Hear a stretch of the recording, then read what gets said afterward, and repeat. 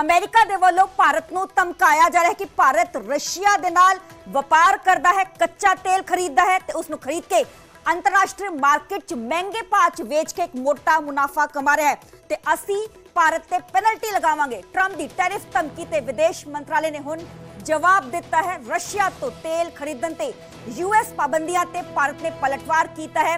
Ministry of external affairs ने कहा कि इल्जाम लगाने वाले देश खुद रशिया दे नाल कारोबार कर रहे हैं, व्यापार कर रहे हैं। भारत को निशाना बनाना गलत और बेतुका है। मिनिस्ट्री ऑफ एक्सटर्नल अफेयर्स ने अपना प्रतिक्रम दिता है। उन्होंने कहा कि यूरोपियन यूनियन का रशिया दे नाल व्यापार भारत दे नालों कई गुणा वध है। अमेरिका खुद रशिया तो यूरेनियम आयात करता है, इंपोर्ट करता है। दरअसल अमेरिकी राष्ट्रपति डोनाल्ड ट्रंप ने भारत ਨੂੰ टैरिफ ਵਧਾਉਣ ਦੀ ਧਮਕੀ ਦਿੱਤੀ ਹੈ। रशिया तो ਵੱਡੀ ਮਾਤਰਾ 'ਚ ਕੱਚਾ ਤੇਲ ਖਰੀਦ ਰਿਹਾ ਹੈ ਭਾਰਤ। ट्रंप ने इस गल का जिक्र किया। बीते कल ही उन्होंने बयान आया सी, पोस्ट उन्होंने वालों पाई गई सी। ट्रंप ने कहा कि तेल ਨੂੰ खुले बाजार 'ਚ ਵੇਚ के इंडिया मोटा मुनाफा कमा रहा है। भारत ਨੂੰ यूक्रेन ਦੇ ਲੋਕਾਂ ਦੀ ਕੋਈ ਵੀ ਪਰਵਾਹ नहीं है। यूक्रेन 'ਚ ਕਿੰਨੇ ਲੋਕ रशिया ਦੀਆਂ जंगी मशीन द्वारा मारे जा रहे हैं। अमेरिका इस मामले ਨੂੰ गंभीरता ਨਾਲ लवे। ट्रंप ने इस गल का जिक्र किया। भारत तो आयात ते टैरिफ च जो वड्डा वादा असी करांगे यानी कि थ्रेट किया गया है, पेनल्टी लगाउण दी गल जो है वो डोनाल्ड ट्रंप दे वालों आखी गई है। ट्रंप दी टैरिफ धमकी ते विदेश मंत्रालय ने जवाब दिता है। इल्जाम लगाउण वाले देश खुद रशिया दे नाल कारोबार कर रहे हैं। भारत नूं निशाना बनाउणा गलत अते बेतुका है। यूरोपियन यूनियन रशिया दे नाल सब तो ज्यादा वड्डा व्यापार कर रहा है। मिनिस्टर ऑफ एक्सटर्नल अफेयर्स का कहना है कि अमेरिका खुद रशिया तो वड्डे पद्धर ते यूरेनियम जो है वो इंपोर्ट करता है। किस तरीके नाल डोनाल्ड ट्रंप जदों प्रेजिडेंट बने तो उस तो बाद बैक टू बैक वड्डे फैसले उन्हां दे वल्लों लए गए। पहला टैरिफ लगाउण दी गल उन्हां दे वल्लों आखी गई। 26% टैरिफ का ऐलान उन्हां दे वल्लों कीता गया सी। 2 अप्रैल तो वो लागू होना सी, पर उसकी म्याद वधा के अगे कर दी गई। उसनूं 9 जुलाई तक कर दिता गया तो उस तो बाद एक बार फिर तो 1 अगस्त तक कर दिता गया तो हुण 7 अगस्त नूं जो अमेरिका ने ऐलान किया है कि भारत ते 25% टैरिफ उसके वालों लगाया जाएगा। मेरा नाम होगी नीरज फोन लाइन पे मौजूद ने। नीरज, बीते कल राष्ट्रपति डोनाल्ड ट्रंप का ये बयान और अब भारत का प्रतिक्रम, इस पूरे विवाद को किस तरीके से देखा जाए?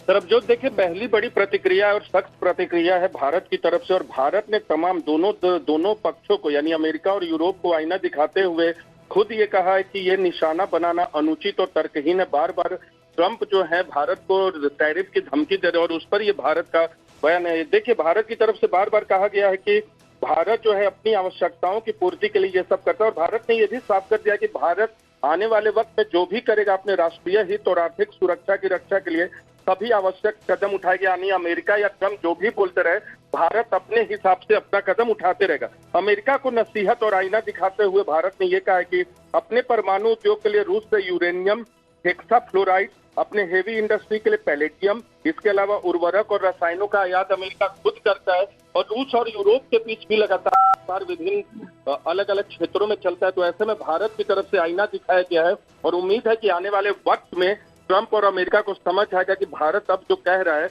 वो बार बार अमेरिका की टैरिफ धमकियों से डरने वाला नहीं, और इसीलिए भारत की तरफ से और विदेश मंत्रालय की तरफ से पहली सख्त प्रतिक्रिया आई है। नीरज, बार बार भारत को टारगेट किया जा रहा है, इसके पीछे कोई अहम वजह? देखिए, भारत को टारगेट करने की जहां तक बात है, ट्रंप को लगता है कि जिस हिसाब से वो चाहते हैं कि भारत के साथ ट्रेड डील हो, वो डील नहीं हो पा रहा है। भारत अपने हितों को छोड़ने के लिए तैयार नहीं है। कृषि की बात करें, डेयरी क्षेत्र की बात करें, ट्रेड डील में एमएसएमईज की बात करें, तो ये तमाम ऐसे पहलू है, सेक्टर है जो ट्रेड डील में भारत कभी भी अपने हित को और आर्थिक सुरक्षा को छोड़ना नहीं चाहेगा।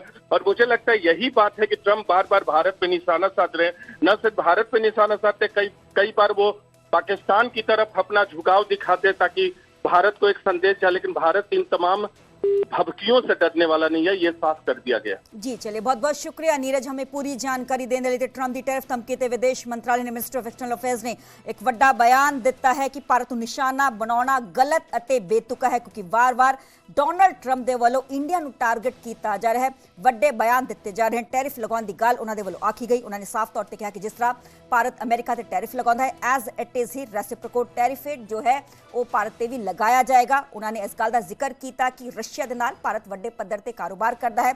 कच्चे तेल, हथियारां दी ਇੰਪੋਰਟ ਕਰਦਾ ਹੈ, ਖਰੀਦਦਾ ਹੈ ਤੇ ਹੁਣ ਉਹਨਾਂ ਨੂੰ ਆਉਣ ਵਾਲੇ ਦਿਨਾਂ 'ਚ ਸਾਡੇ ਵੱਲੋਂ ਪੈਨਲਟੀ ਜੋ ਹੈ ਉਹ ਲਗਾਈ ਜਾਏਗੀ। ਦੂਸਰੇ ਪਾਸੇ ਮਿਨਿਸਟਰੀ ਆਫ ਐਕਸਟਰਨਲ ਅਫੇਅਰਸ ਨੇ ਇਸ ਤੇ ਸਖਤ ਪ੍ਰਤੀਕਿਰਿਆ ਦਿੰਦੇ ਹੋਏ ਕਿਹਾ ਹੈ ਕਿ ਯੂਰਪੀਅਨ ਯੂਨੀਅਨ ਦਾ ਰਸ਼ੀਆ ਦੇ ਨਾਲ ਵਪਾਰ ਭਾਰਤ ਨਾਲੋਂ ਕਈ ਗੁਣਾ ਵੱਧ ਹੈ। ਭਾਰਤ ਨੂੰ ਬਾਰ-ਬਾਰ ਟਾਰਗੇਟ ਕਰਨਾ ਗਲਤ ਅਤੇ ਬੇਹੱਦ ਹੀ ਬੇਤੁਕਾ ਹੈ।